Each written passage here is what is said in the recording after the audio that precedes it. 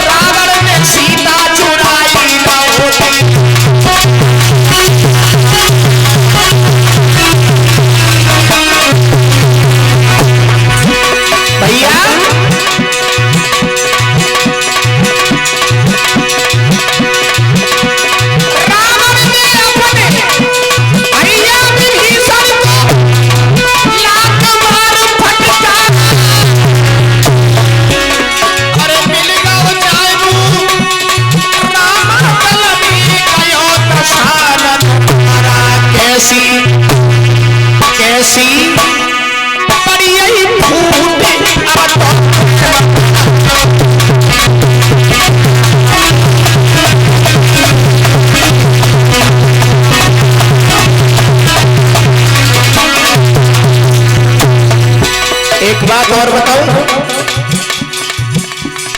कुछ विद्वान अपनी कल्पना करके चले गए।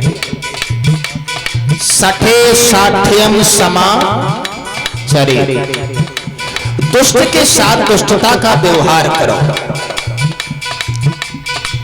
कवियों ने कल्पना तो कर दी लेकिन विचार नहीं किया। तुम्हारे कोई तमाचा मारे, तुम उसके लाठी मार दो तो झगड़ा शांत हो जाएगा? नहीं होगा ना। खून से लिसा हुआ कपड़ा कभी खून से साफ नहीं होता, नमक के साथ कभी नमक नहीं खाया जाता। मेरा मतलब ये है, विद्वानों ने कल्पना तो की लेकिन विचार नहीं किया।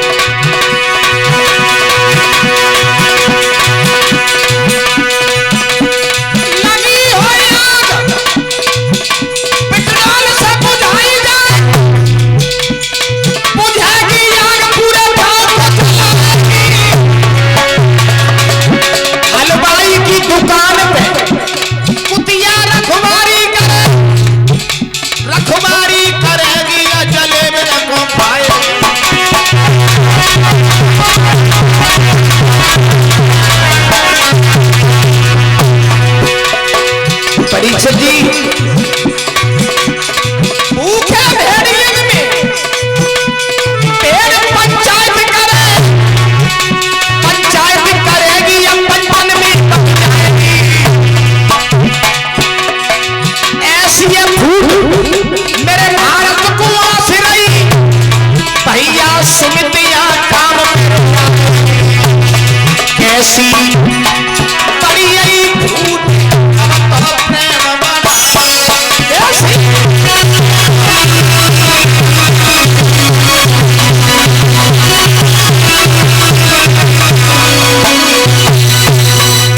कहवे को हमाऊ मतलब जू है।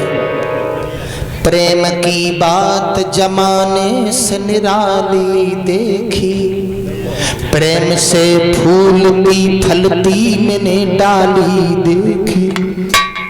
प्रेम ही बैर की दीवार बना देता है, प्रेम पत्थर को भी भगवान बना देता है। प्रेम, जिस घर में प्रेम है उस घर में भगवान भी सोचा करते हैं कि मुझे अवतार धारण करने को मिल जाता है। इसीलिए तो मैं सभी सज्जनों से, सभी भक्तजनों से निवेदन करना चाहूंगा, हमारे बुजुर्गों के अंदर प्रेम था लेकिन आज प्रेम नहीं है। देखा आप लोगों ने, युवा पीढ़ी जो है एक दूसरे से बैठने का काम नहीं कर रही है, विचारों में परिवर्तन होता चला जा रहा है। इसीलिए भाइयों, अपने बच्चों को संस्कार देने की बहुत जरूरत है। अगर संस्कार नहीं दिए आप लोगों ने तो ये भारत की लुटिया किसी दिन डूब जाएगी।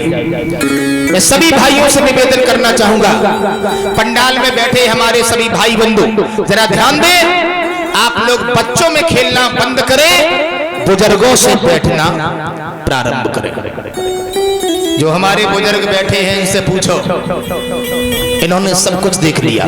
जिस सीढ़ी से हम आप चढ़ रहे हैं उस सीढ़ी पर ये उतर के आ रहे हैं। इनके अंदर बहुत बड़ा तजुर्बा है।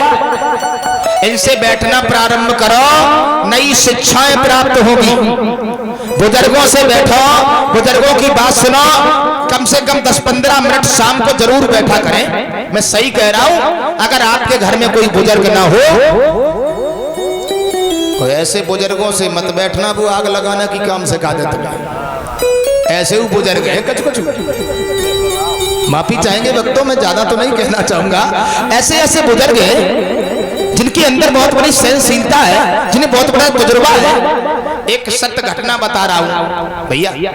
एक ट्रेन में एक डोकर चढ़ी, उनके साथ साथ 20 लड़का चढ़ गए और गलती से वो राजधानी में घुस गए।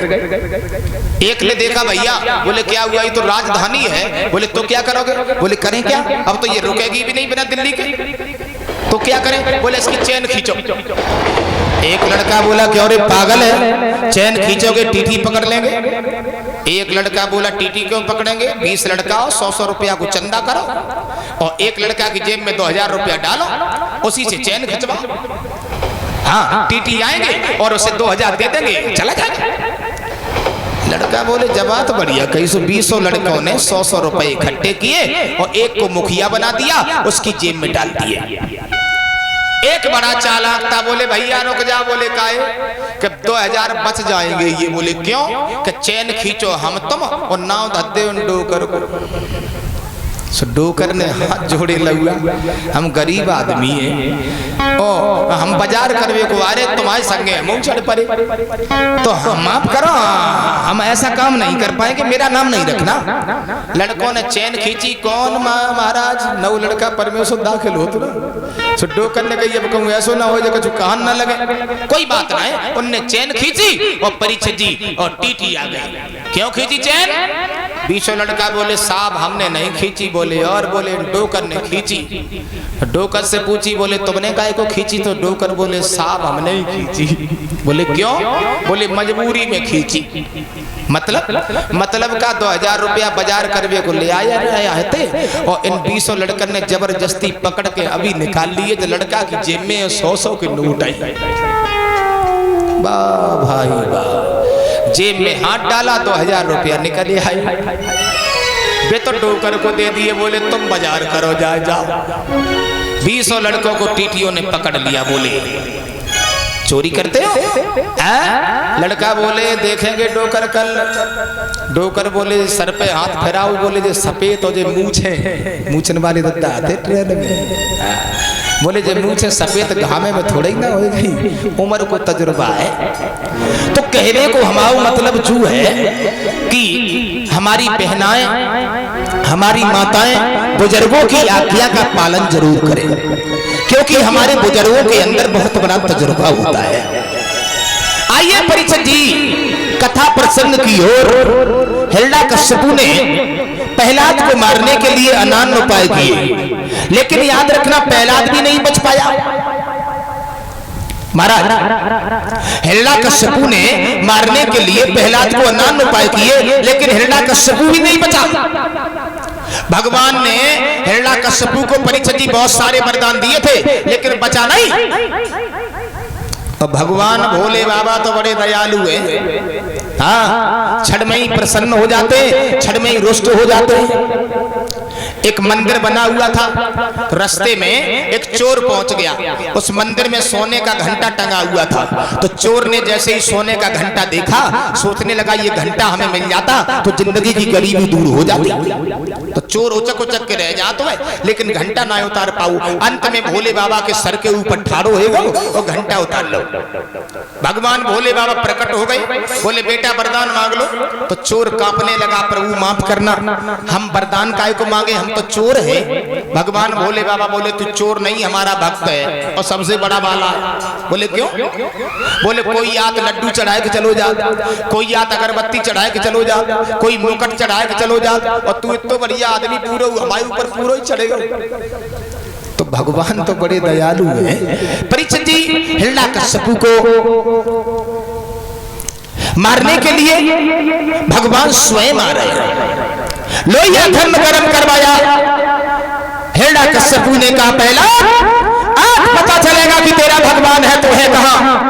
प्रहलाद बोले पिताजी बोलो ना, चिल्ला काहे कर रहे हो, मेरा भगवान हर जगह है। हिरण्यकश्यप बोला अगर तेरा भगवान होगा तो यहाँ तुझे बचाने के लिए जरूर आएगा।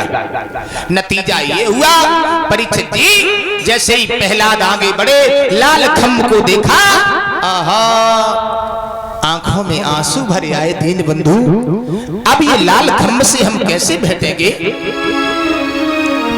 नतीजा ये हुआ परीक्षित जी भगवान चींटी का रूप बना करके उसी खम्भे पर रंगने लगे। बोलिए भक्त और भगवान की। प्रहलाद बैठने को चले, आहा परीक्षित जी खम्भ फटा और नरसिंह भगवान प्रकट हो गए। बोलिए नरसिंह भगवान की।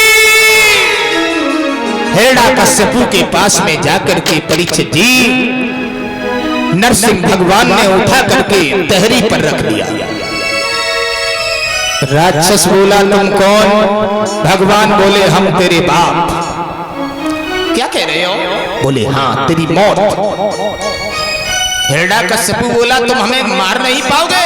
नरसिंह भगवान बोले मार नहीं पाएंगे क्यों? बोले सुनो हमने वरदान मांगे, ना ऊपर मरे ना नीचे मरे, ना दिन में मरे ना रात में मरे, ना नर से मरे ना पशु से मरे, जिंदा से मरे ना मुर्दा से मरे, साल के 12 महीना में हमारी मृत्यु ना हो। भगवान ने परीक्षित जी क्या किया था,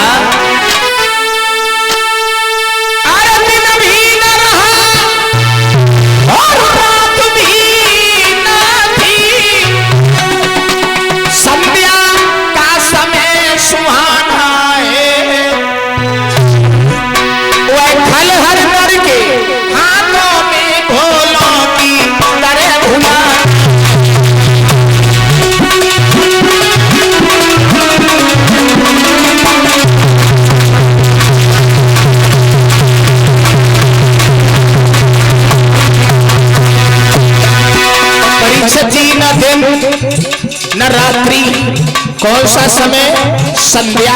किसे कहते हैं संध्या? संध्या कहते हैं दिन और रात के बीच में जो संधि होती है, दिन रात का मिलन होता है, इसे संध्या कहते हैं।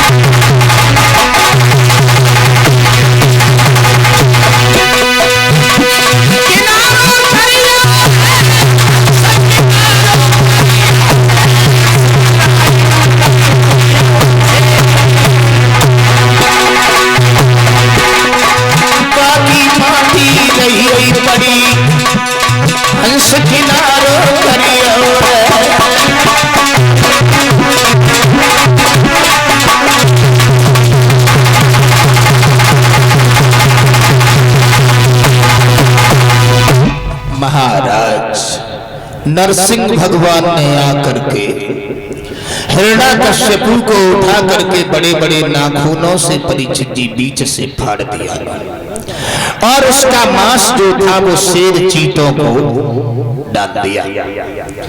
अंत में भगवान स्वयं प्रहलाद के सामने आकर के परीक्षित जी हाथ जोड़ के खड़े हो गए और जीभ से प्रहलाद को चाटने लगे। प्रहलाद मुझे आने में बहुत वक्त लग गया, वरदान मांग लो।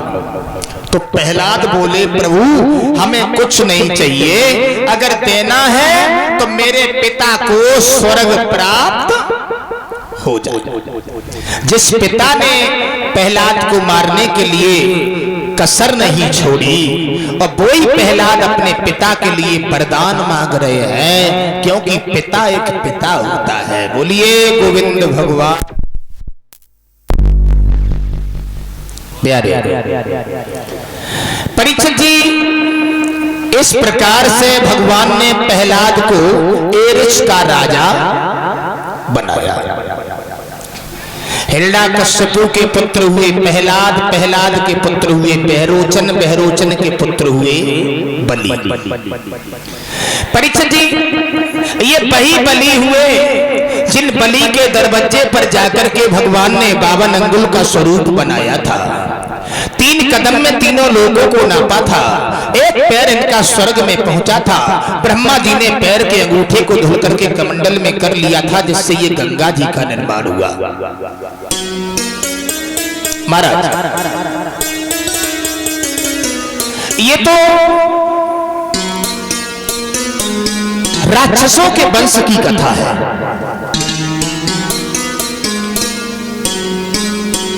अब आप लोग सूर्य वंश की पावनमयी कथा श्रवण करेंगे।